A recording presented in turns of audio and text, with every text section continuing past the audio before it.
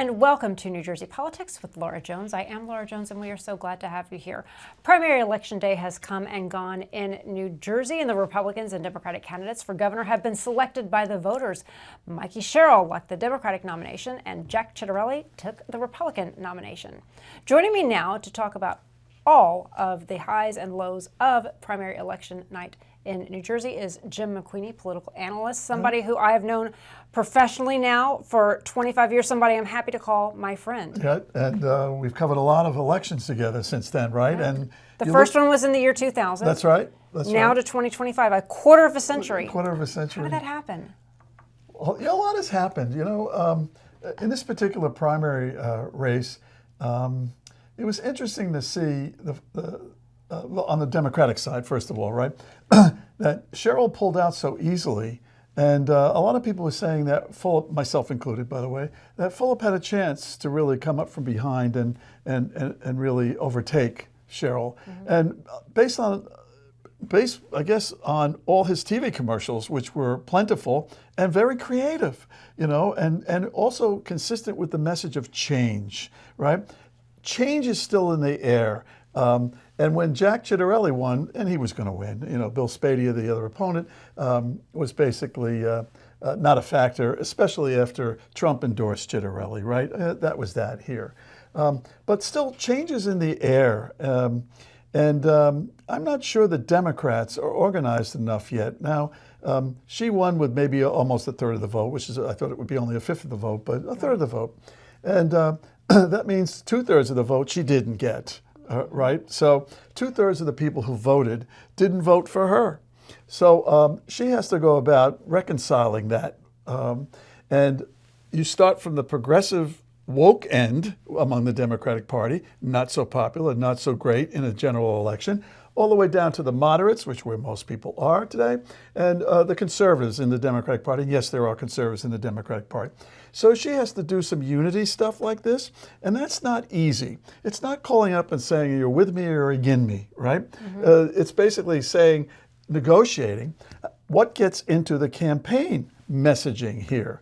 And then once you start to say a Ras Baraka, right? Right, more progressive wing of the party. That's right. I can't put some of the stuff you want in there because it'll alienate the independent vote when I run statewide. Well, then he goes, not that he's going to say this, but I say he can go. He can go, well, why should I really work that hard for you? And a lot of that happens in the negotiations of the people who didn't win.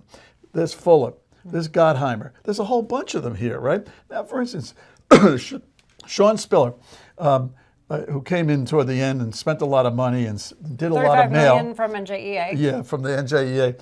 Now, is he going to be okay to fold in? I think he will in this case here, and have his membership support Sherrill. Will Ciattarelli turn around and try to make a rapprochement to the teachers union, right? Well, let's talk a little bit about Ciattarelli. You said it was pretty much over when Trump endorsed him, but the margin that he won with over 65% of the vote, it was a landslide against Bill Spadea. And was that surprising to you? No. It was going to be of that 70-30 type of thing and whatever, and it approached that here.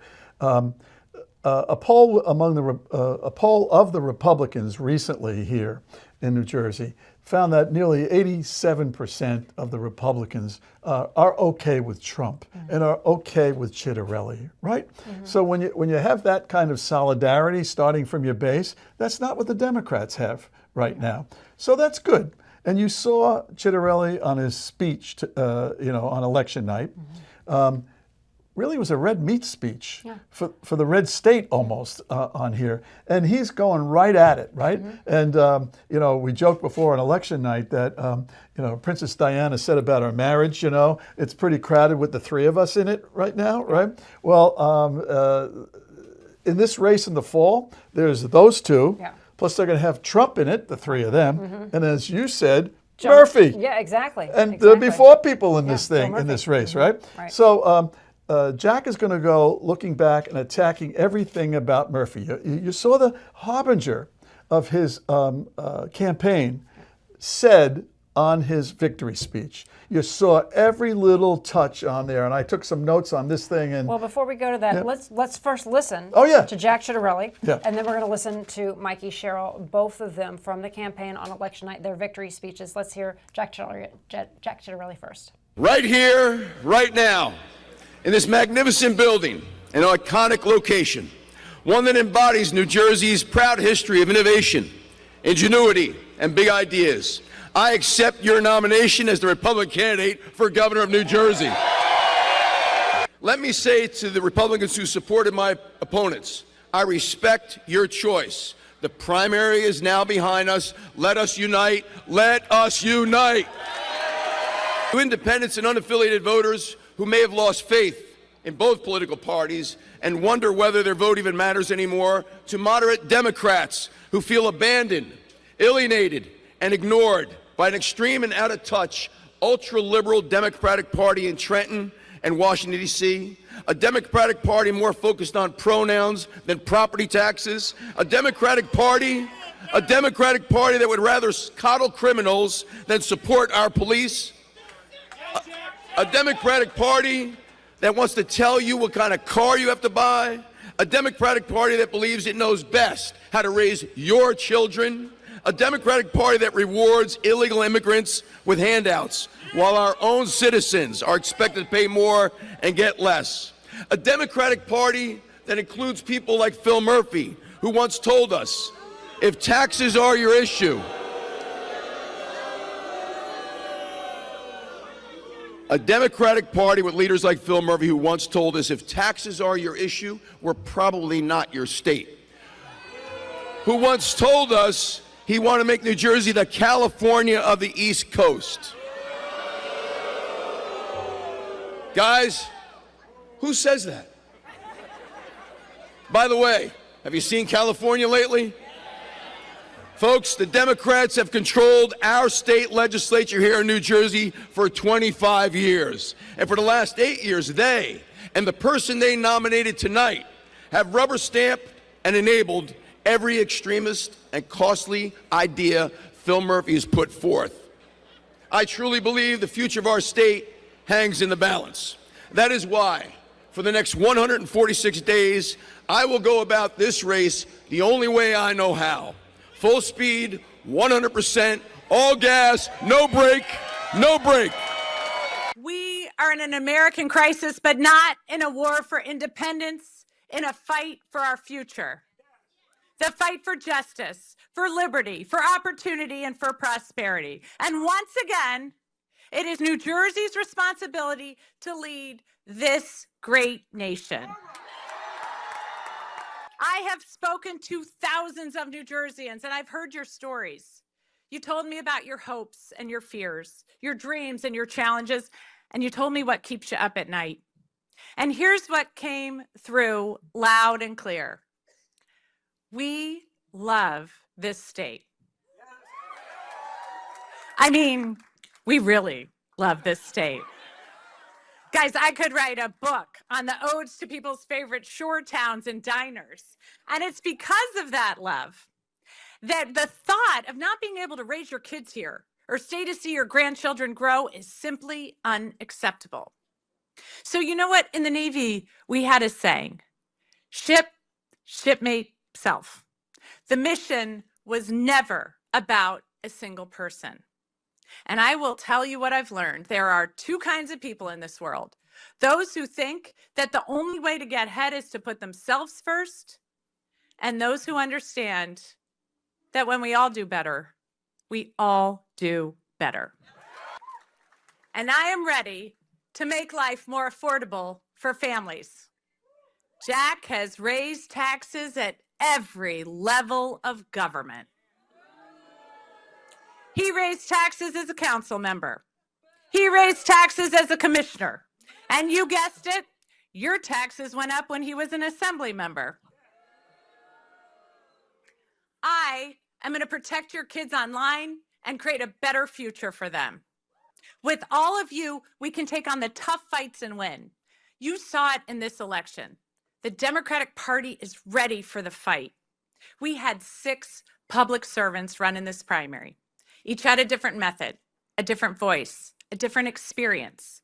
But we all shared one vision, a New Jersey that works for everyone, not just the privileged, not just the insiders, not just those who look like us or pray like us or love like us, a New Jersey for everyone. All right, so Jim, listening to the two different speeches, they had a different pacing, a different energy. They were both victory speeches. They were both launching their campaigns, but Jack Ciattarelli sounded very different as opposed to Mikey Sherrill. He did, and he said something significant in there that's going to be part of their campaign. A Republican can't win without, or a Democrat can't win without a majority of the independent votes. And as a matter of fact, as he said in here, he said we need to go after the moderate Dems. That means they're going right after that base, basically using the progressiveness or wokeness of the Democrats to scare away moderate or conservative Democrats into their thing. That's what Trump did last year. And that worked against Harris. And they're going to try to do it here. He also talked about criminality, coddling criminals and stuff like that. Again, a page out of the Trump playbook right now, right? And before you can say in New Jersey that if that's out of the Trump playbook, it's not good for him. Well, guess what? It may very well be good for him. Mikey Sherrill, in her campaign, and then during a lot of the debates, she was, would you say that her campaign was kind of a do no harm, try and stay under the radar? Whereas, you saw Ross Baraka, he came from an activist family. He was out there. He was, getting arrested, some say on purpose. Some say that was a campaign stunt. But she played a safe campaign. But you think that Jack Ciattarelli is going to try and lump her together and make her way more extreme? The Democrats are going to lump Ciattarelli with Trump, and Ciattarelli is going to lump Sherrill with Murphy. And yet both of them are fairly moderate people. Well, yes. As a matter of fact, as far as the candidates go, they're both moderate people. Well, the interesting kind of thing is, though, they're going to go after Murphy here for 8 years of Democrats, all in action, big spender. You heard it all on this type of thing, right? But interestingly, Murphy still retains about a 45 to 47% favorability rate, which is unheard of for a governor in his very last year of his last 8 years on here. So there's still some salience about Murphy, not unhappiness on here. So when Ciattarelli goes to attack Murphy, he's going to attack a lot of the spending issues, right? And you can see how spending goes.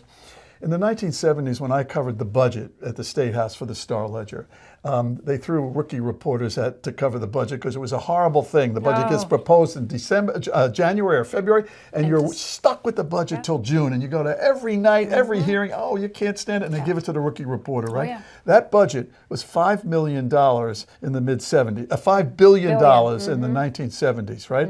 It's $55 billion now. I think it was $20 billion when I first started out Is with that right? Whitman as my first budget report. It was about $20 billion. Well, which is always the largest in state history. Every single one is the largest in state history. Yeah, it is. But do voters care about that? What do you think the issues are going to be? About the New Jersey budget, or about I can't pay my electric bill, I can't afford my rent, I can't afford to live in New Jersey? It is about affordability, though Republicans and Democrats are already dealing in the primary using the word affordability, and they will in the general election. But what does affordability really mean, right? To the Republicans, it means less waste in government, easy to say, easy to go after, to create a New Jersey Doge. I don't know who the Musk is going to be. That's what Bill Spadia was talking about. Hey, they should make Bill Spadia the Doge guy in New Jersey if Ciattarelli gets in. That'll be interesting to see if Bill Spadia does play a role in Jack Ciattarelli's campaign. Yeah. I doubt it. Opponents, there's always something that said that somebody remembers and they tell you, well, at that campaign event, he said you were, and then they go, oh, he did now, They came at each other hard early on in that campaign. There was no love lost between the two. They did. We're going to take a quick commercial break and come back on the other side and talk a little bit more about this, as well as hear from some of the other candidates running. We had 6 Democrats, 5 Republicans running in all. Stay with us. We'll be back on the other side of the break.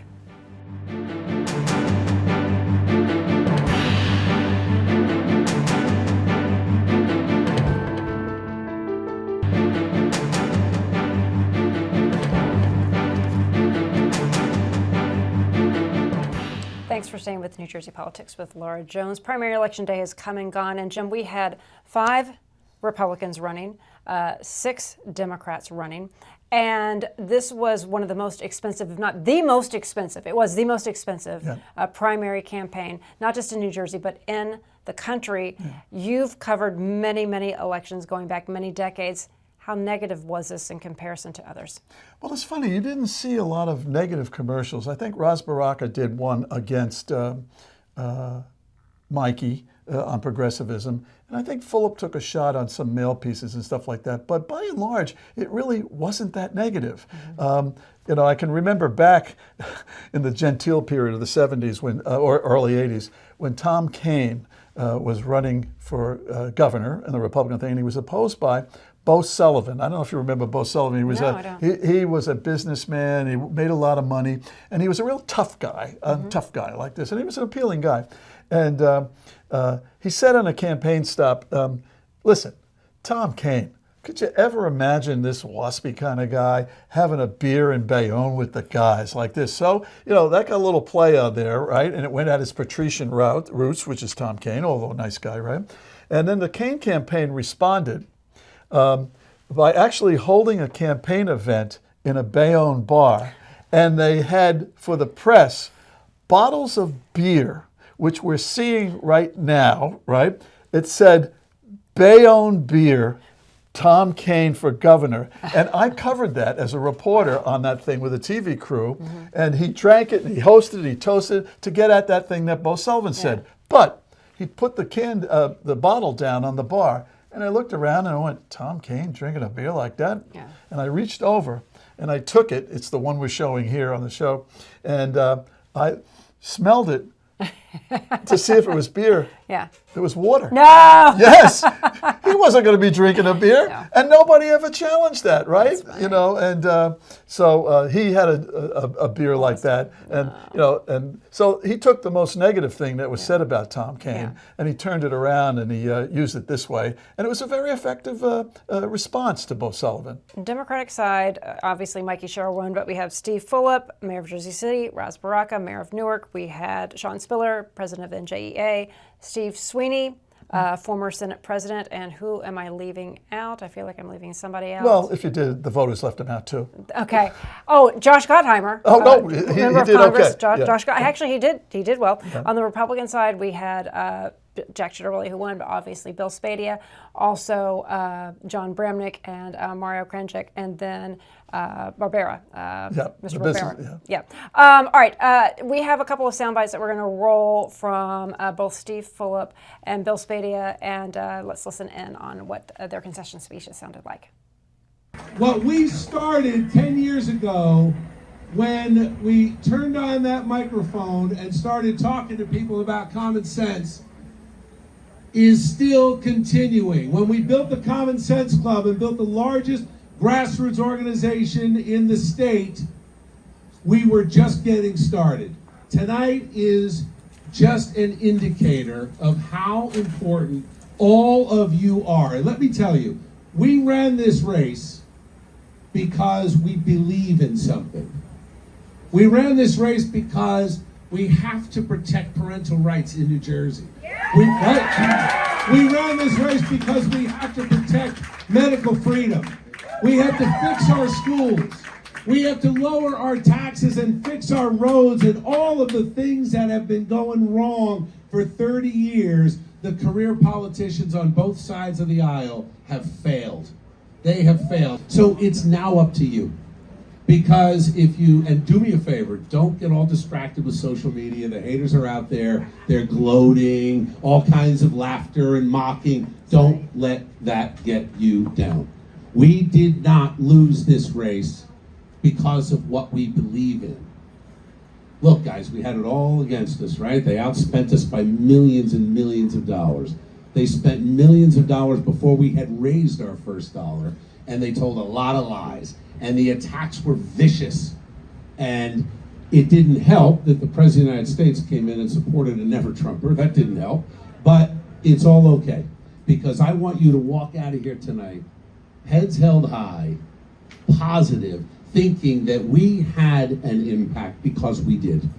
there's a lot to process in the in these results, and a lot to think about is the truth. I think a lot about the last year and a half of doing this, and I truthfully wouldn't change anything. I think about the fact that I do think. Thank you. I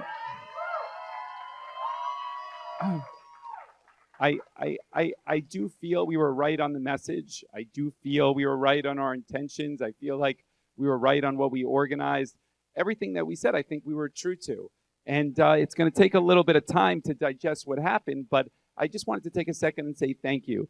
The hope is that, I mean, look, the state and what I said over the last couple months, I couldn't be more sincere. The state is at a crossroads. And although tonight wasn't what we wanted, it's important that we work hard to make sure a Democrat gets elected in November. That's important. I'm going to take some time, go on vacation with Jacqueline for a couple days, and but there's so many people that were involved in this process, and I think that people talk about this campaign, both good and bad, for a very, very long time. But again, all of you that hosted a meet and greet, that volunteered, that donated, that believed that we were doing something different, and that we did do something different, I can't say thank you enough. I want to also say thank you to my partner there, Sheena Collum. Thank you for putting yourself out there.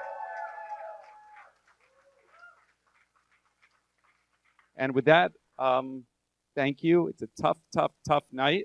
First time ever experiencing this, but the life goes on, and we'll continue to fight and make a better Jersey City, and we'll fight for a better state of New Jersey come November. So thank you all. So what now for the candidate? Steve Phillip, what does he do? Bill Spady can go back to the radio show, New Jersey 101.5. Yep. Phillip is still going to be mayor, basically, until he's replaced. There's a race. The election is coming this November. Jim McQueeny is running. Among others on that. And that's going to be a free-for-all. And then after that, when the new mayor is sworn in, he's a free agent. There's some talk about him possibly running in a primary against Rob Menendez for Congress. Wow. Rob being the son of We're already Bob we're already jumping ahead. Oh yeah, this is New Jersey, the election state. It is the election state. Always on to the next election. Yeah, absolutely. Yeah, but what about this November? Is this going to be personality-driven, issue-driven? What do you think? Yes and yes. Okay. Because the issues on affordability are for both campaigns to define how you're going to fix it. The other issue is change. A lot of the polling we heard during election night from some of the pollsters, right, that there's almost a disquietedness. People are not really happy with the economy right now, and Trump doesn't make it any better if it goes in the toilet. But Democrats have been in the legislature for 2 decades with a majority, right? And the last 8 years have been Democrats in charge, Murphy in charge. So there's a real concern that do you want more of that? That's all Chitterelli have to say because they're already dissatisfied. Plus, there's a mountain to climb for the Democrats. Yeah. Let's talk about that. We have about 2 minutes left, and the history. New Jersey in the presidential election is looking to be a little more purple. It used to be very solid blue. Trump did really well in New Jersey, didn't win it. Yeah. But the governor's race doesn't follow the national trends. No, it doesn't. But also, this is a Democratic governor looking for the equivalent of a third term as a Democrat, right? And it's 64 years when that ever happened. It was when Robert Minor was replaced by Richard Hughes in 1961, right? Wow. Never in the past has any Democrat been able to get more than the 2 terms you're allowed. And now you have the 2 terms done, and Mikey Sherrill is saying, well, let's continue this into, quote, a third term. That is certainly the way Chitterelli will phrase this and frame this, right? And he's also going to talk about how she's really from Virginia and he's a Jersey guy. He alluded to that in his speech. He said, I'm the Jersey guy. When I was with Lautenberg and ran the campaign against Pete Dawkins in 1988, that was the central theme of what we were doing. We said, he's not a New Jersey guy. And in fact, our tagline was, come on, Pete, be real. Because in Jersey, we're real, right? And that struck home. We were behind till 3 weeks before the election. And then when we took that issue on, it was a residency issue. And some of the people said, don't use it. Don't use it. It's not going to work. we did use it. It did work. worked. Yeah, it did work. Frank Wow. beat Dawkins. Wow. And he was favored heavily in that re-election of 1988. So you never know what's going to happen. November will be here before you know it. Jim, thank you so much for taking the time on election night as well as today to talk about the upcoming It's good general election. It's good to get together again and talk these issues again. Always. The more we talk about them, even 25 years, doesn't it seem the more they are the same? Yeah, variation on theme. Variation on theme. Well, that'll do it for today. I'm Laura Jones. Thanks so much for watching New Jersey Politics. We look forward to seeing you back here next time.